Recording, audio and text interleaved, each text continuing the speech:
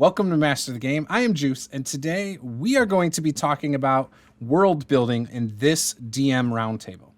Today's question is, what are some ways real-world history and cultures have influenced your world building?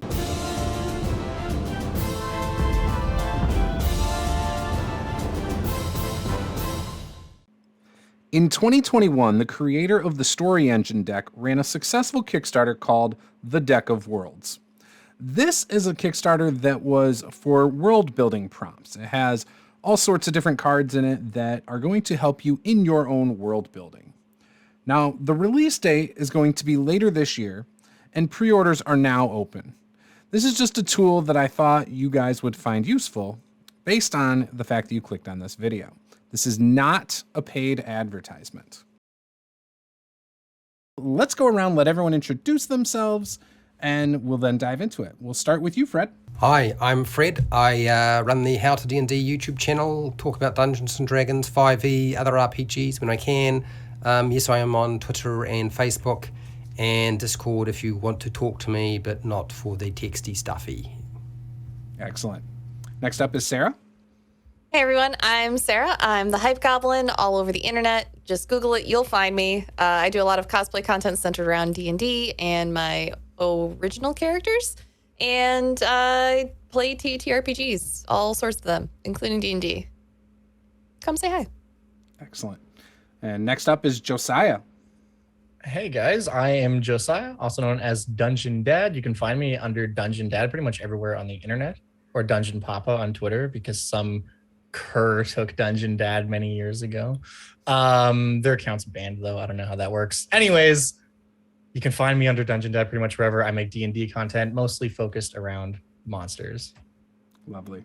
And then I am Juce. You guys know what I'm about if you're here. If you do not, I make a variety of RPG content about various game systems, reviews. We sometimes stream games and other things. So yeah, hit that subscribe button if you're new.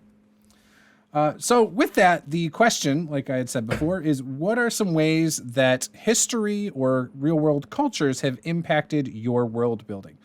This time, let's start with Josiah. Sure, yeah. I don't think I draw more inspiration from any culture other than the culture of America. And I'll explain why. I'll explain why. So, I mean, yeah, obviously, like, there's lots of different cultures to draw so much beautiful inspiration from. Theros is one of my favorite settings. I'm big into the Greek aesthetic and all those monsters and stuff. But, like, when it comes to just building an oppressive empire of good guys, you will not find better inspiration anywhere than the United States of America. God bless. Because, like, you can't come up with systems more oppressive for a fantasy game than America has already devised. So you need just look at the leaders of the free world, and they've basically laid it all out for you. You know, if you want your villain to be the top of a very powerful nation, America has provided a lot of inspiration for me in that regard, you know? That's like, I think everyone gets it. I don't need to elaborate really, but that's my real answer is I can't tell you how many villains, like I've heard of some horrible thing in American history that's just been swept under the rug. And I'm like, that's a campaign. Like, what do you mean? There is like some weird parasitic disease sweeping the South that the country just tried to brush under the rug. Like, maybe that's real, except in the D&D version, they're like mockery bugs and they're like insects that burst out of people's heads or something. And the government's trying to like cover it up. And the adventurers are just unbeknownst to them in some small town where this phenomenon is taking place. And like, they have to go about doing it. And you don't even have to make up how the cover up's happening. Just read a book and it's all right there for you, you know? So that's my answer. Sara. I mean, I pull from Polish traditions a lot when I world build, just because that's what I know. That's where my family's from. But other than that, I'll pull from the stories that my friends at the table tell about their families. And I'll let them interject a lot of that into the world culturally for different ethnicities within the world. I think there's nothing better than letting someone who has lived that life experience build that for you. And then it's just a matter of just redelivering the information as they've created it. And it's a lot of fun. It gets them really invested.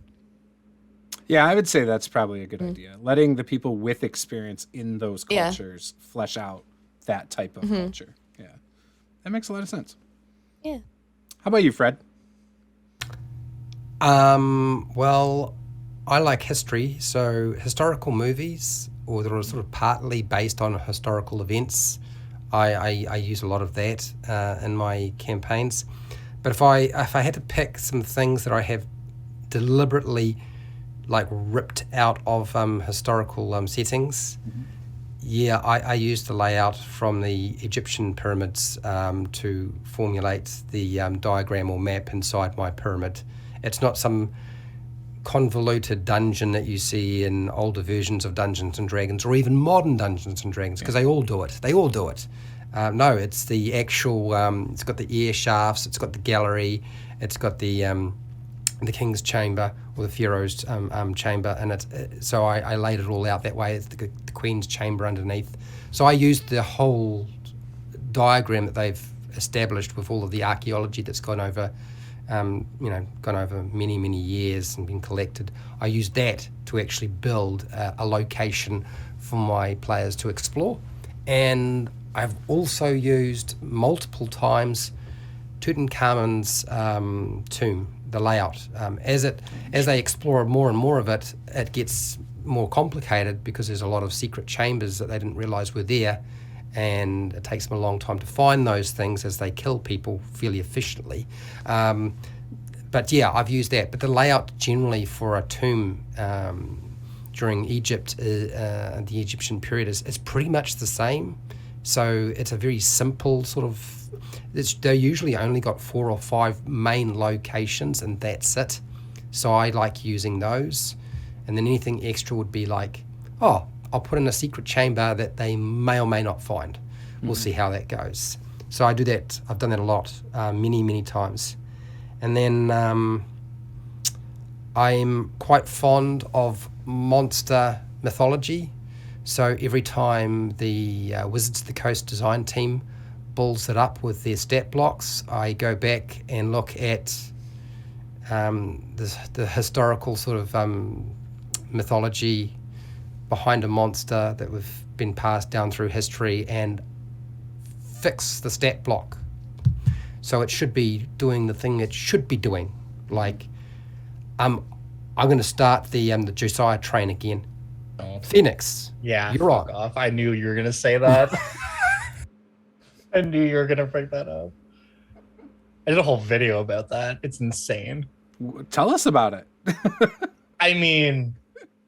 I'm just like mentally compartmentalizing how all of this is going to go to keep this as short as possible. But the fact that someone from Wizards of the Coast looked at like, what's the legend of the Phoenix? And like, I feel like we all are familiar enough with what a Phoenix is, the bird that continuously like rebirths itself and reincarnates in its life cycle. And it's got all these themes of obviously fire as part of it, but like of life, energy, and death and all this stuff.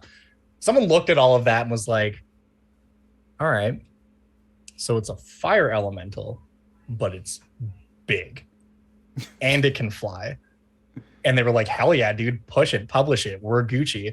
That blows my mind. That blows my mind. Like, truly, I looked at it, I was like, okay, so there's no mention of like, because the old school Phoenix, like there are stat blocks for it where it's like, oh yeah, I can cast resurrection just like at will. That alone is so interesting because it's like, oh, if someone in the party dies, let's take a pilgrimage to this Phoenix that lives on top of this mountain, and like maybe it will give us a feather to resurrect our dead friend, or maybe it will do that if we are willing to do something for it. Like maybe there are marauding orcs that are threatening its territory and we need to like deal with that. There's so many different ways that can play out, and it's so interesting, and like you can do something with it. It's not just like, hey, it's a fire elemental, but it's big.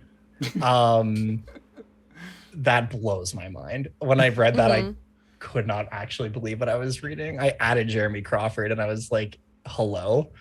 That was all I sent with this attest. And obviously he didn't respond because he's an adult with other things going on in his life.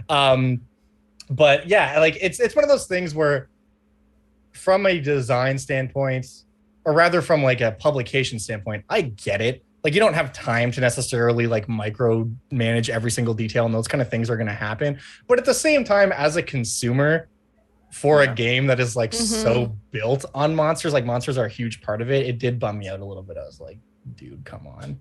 Like you basically took Cthulhu and were like, it's like a big octopus, I guess. Yeah, there's a lot of things that they pull from, and it's just like, there's such a rich history with the subject. If you did like, it's one afternoon of deep diving and you could write something far more My biggest thing is like when they, like the final version of the Changelings that came out, like it is, that had such potential. Such potential. Because again, Changeling is seen a lot in Polish folklore. And I mean, it's not typically a good creature to have around. But I mean, like there is so much like interesting lore around the Changeling, and they're just people that can shift their face and that's it. Okay. Yeah, like it was such, and like, I mean, the coolest thing about them that they did write in was Unsettling Visage in the UA, and then they took that out, and it's like, why are, like, if you play a Changeling at my table, you get that. I don't care. You can go boo and change your face and scare your opponent. Terrifying. Yeah. Imagine if you're having a conversation with someone who like you've known your entire life and it's actually a changeling, and then they're like, "Hey, gotcha, bitch." You're gonna be like, "Yo, what the fuck?" Like you're gonna be terrified of that. I mean, another one is the red cap. Red caps are just like bad guys with whatever. They have the dumbest, like with rabies like, or something, and a sense of humor. Like that's it. And red caps in like the actual like folklore from which they come have one of the dumbest and like funniest quirks to them, which is that they recoil if you quote Bible verses at them. Like they can't stand to hear words from the Bible, which, of course, the logical move to make there is like, oh shit, a red cap is accosting me. What do? I quote the shortest Bible verse in the entire book at them, which is just Jesus wept, period. So if a red cap is ever upon you, folks at home, if you ever are out on a dreary lane and a red cap comes after you, you just go, Jesus wept, Jesus wept, Jesus wept, Jesus wept. And it will be like, oh shit, I'm gone. Like, obviously they're not going to have a quirk for the red cap in Dungeons and Dragons. That's no, like, they could though. They could. It could be any Jesus wept. It could be like, any religion, though. It could be any cleric pulling out their book. Exactly. Like, they're not going to be like, oh, say Jesus wept, but they could have a thing in there about how red caps recoil from like words from holy scriptures of various gods. Or holy symbols. Exactly. And like, you could really roll with that, and both from a flavor standpoint, but also like you could make that a mechanic if you wanted to. And if the players are able to figure that out, like maybe it gives them disadvantage on something or whatever. I don't know. Anyways, yeah. Read a book, wizards. I don't even remember what we're talking about. No, it's okay. It's okay. We went on a tangent. I love it though. That's what my channel's all about. We didn't go to Fred yet, did we? Oh no, we did. Fred did, and then he shot it back to Josiah, right? Yeah, I stirred the pot again. I said what I had to say, and then I knew I needed to stop speaking and rest, and that Josiah would do the rest of the work. So. I guess that brings it to me. So in my homebrew world, I don't like to say that any race is this way. To me, like I have different areas, and in those areas, different races are different. So for example, I have a Orc's Arrow Peninsula, which looks like an Orc's Arrow. And just north of that, you have the Eastern Dwarven and the Western Dwarven territory. Now, the Eastern Dwarven territory is inspired by like samurai from Japan crossed with like China. And so you have a great wall that surrounds their whole territory.